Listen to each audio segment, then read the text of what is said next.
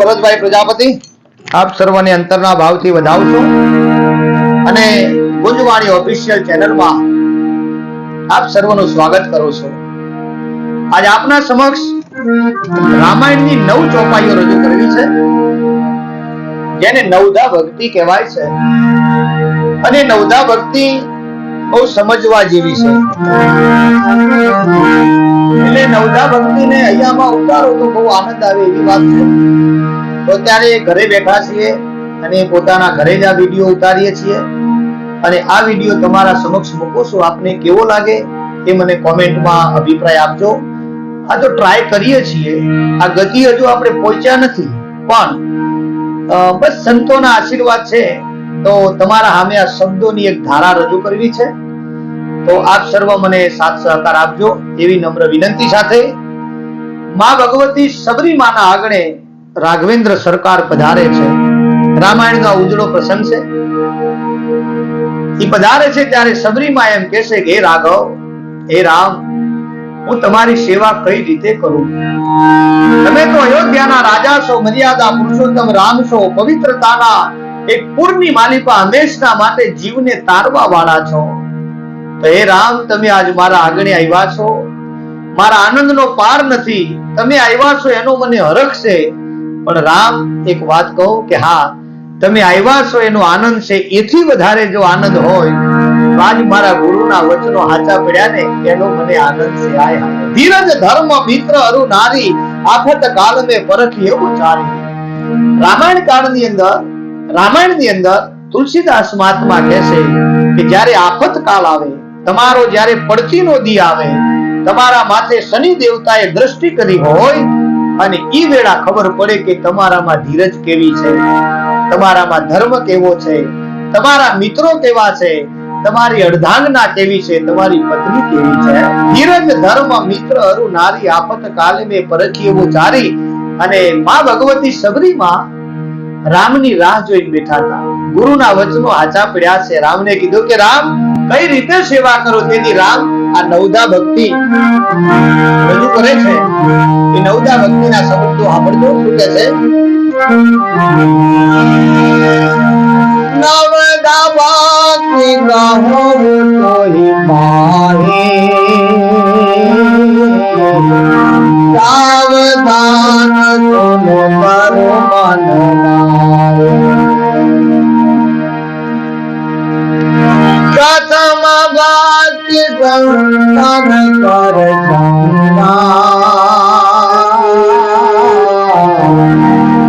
દૂસરી રતિ મમ કથા પ્રસંગા। હે સબરી, નવધા ભક્તિનો મહિમા હું તમારા સામે રજૂ કરું છું। માં, તમે શાંતિથી સાંભળજો। પહેલી ભક્તિ એ સંતોનો સંગ કરવાથી થાય છે। સંતોનો સંગ કરવો, સંતોના હારે રહેવું, સંતોથી સમીપ રહેવું એ પ્રથમ ભક્તિ છે। અને બીજી ભક્તિ હોય તો મારી કથા પ્રસંગમાં પ્રેમ રાખવો। ભગવાનની કથા હાલતી હોય એ કથાની અંદર પરમાત્મા પ્રત્યે પ્રેમ પ્રગટ કરવો એ બીજા નંબરની ભક્તિ છે। ગુરુપદ પંકજ સેવા અને તીસરી ભક્તિ અમાર, ચોથી ભક્તિ મમ ગુણ ગણા। એ કરઈ કપટ નદીદાન કિનારે,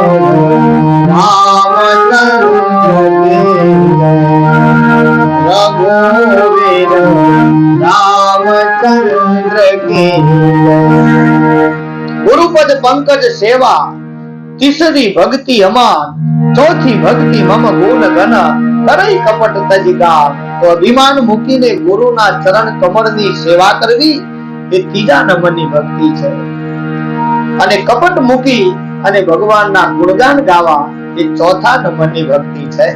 ભાઈ અને રામાયણમાં એથી આગળ કહેશે કે મંત્ર જાપ મમ તજ વિષ્ણુમાના,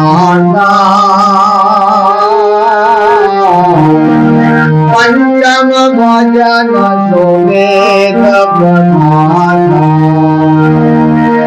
સતદમ સેન ગુરત બહુ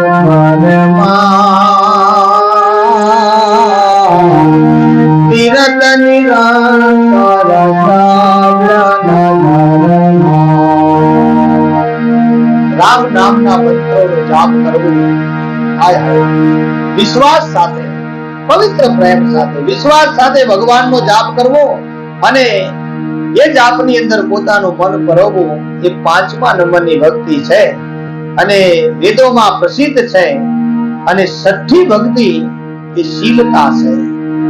ઇન્દ્રિયોનો વશ કરવી, ઇન્દ્રિયોને વશ કરીને ઉપવાસ કરવા, પોતાના શરીરના ઉપર થોડું દમન કરવું અને શરીરને ઈ બતાવવું કે હું શરીર નથી, એવો પવિત્ર ભાવ રજૂ કરવો.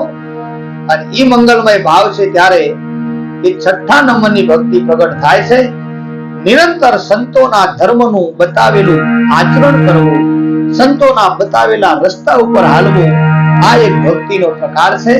એ 6ઠ્ઠા નંબરની ભક્તિ બરોબર પ્રગટ થાય તેથી આગળ શું કહે છે?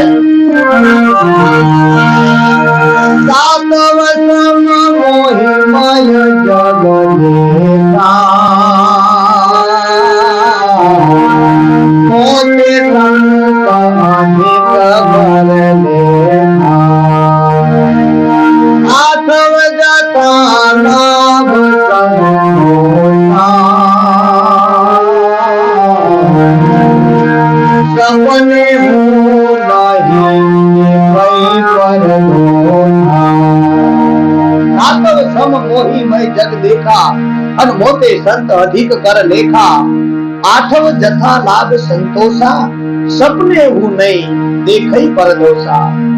તો 7મી ભક્તિ છે એ આખા જગતને રામમય જોવું, અત્રે તત્રે સર્વત્રે. 7મી ભક્તિ છે આખા જગતને રામમય, બસ જ્યાં જોયા, સજીવમાં, નિર્જીવમાં, વનરાઈમાં, જળમાં, સ્થળમાં, બધે સારામાં, નરસામાં, પોતાનામાં, પરાયામાં, બધામાં રામમય દર્શન થાય. એ 7મી ભક્તિ છે. આખા જગતને રામમય બનાવવું અને એથી વિશેષમાં કે જે સંતો છે એને ભગવાન કરતા અધિક ગણવા, એ 7મી ભક્તિ છે. અને 8મી ભક્તિ આઠવ જથા લાભ સંતોષા. જે કઈ મળે ભગવાનની કૃપાથી મહેનત કરો, કર્મ કરો, ફળની આશા બહુ રાખશો નહીં. તમારી જેવા ભાવની મહેનત હશે એવા ભાવનું ફળ મળી જાય અને જે ફળ મળે એમાં સંતોષ પ્રગટ કરવો. હાય હાય, એ 8મી ભક્તિ છે.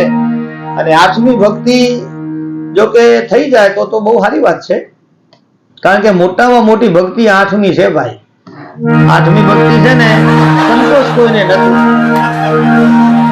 આઠવ જથા લાભ સંતોષા. જો કે રામાયણમાં કીધું છે એટલે આપણે તમારા આમે રજૂ કરું છું. હું તમને સલાહ નથી દેતો, સમજજો.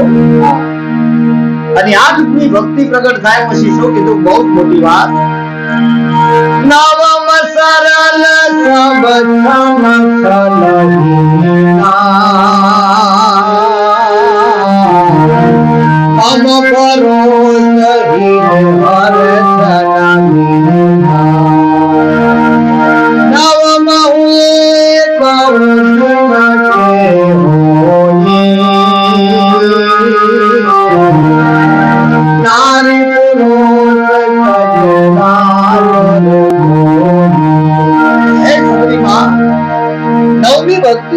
સરળતા છે, કપટ રહિત વર્તન છે.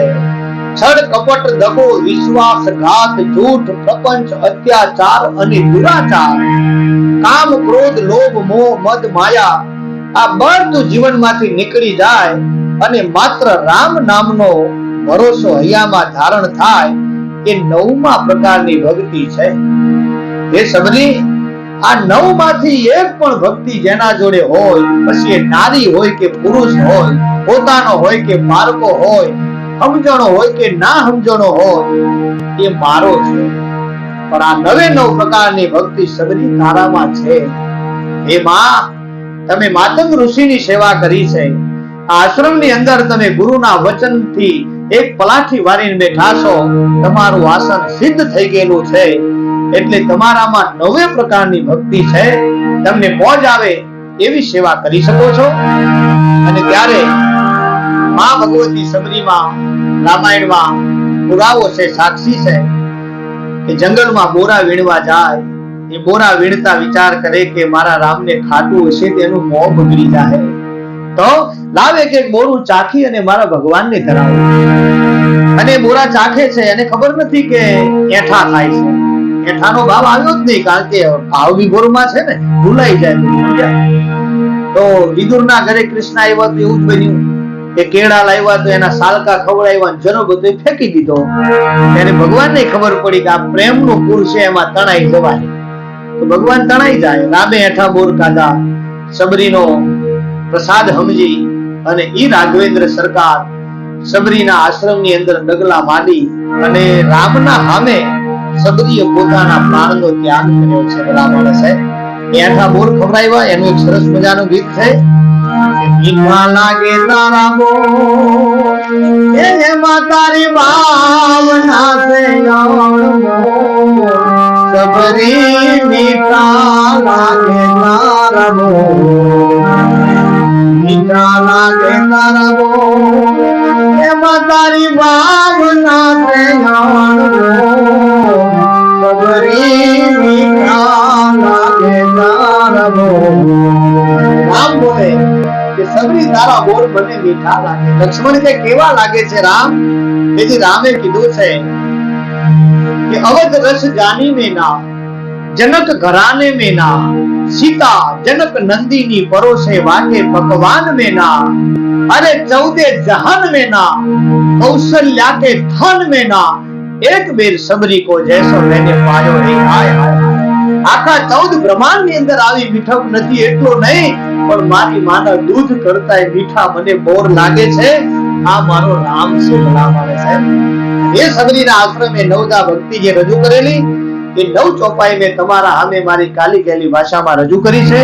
ભૂલ હોય તો તમે બધાય સમજણા છો, જાતે સુધારી લેજો. અને અંતરના ભાવથી આ વિડિયો ગમે તો એને લાઈક કરજો, શેર કરજો, બેલ આઇકનનો બટને દબાવજો, કોમેન્ટમાં જય સિયારામ લખજો. અને તમને મોજ આવે તો આ વિડિયોને શેર જરૂર કરજો એવી વિનંતી સાથે જય ભોલેનાથ. જય હો, જય હો, જય હો.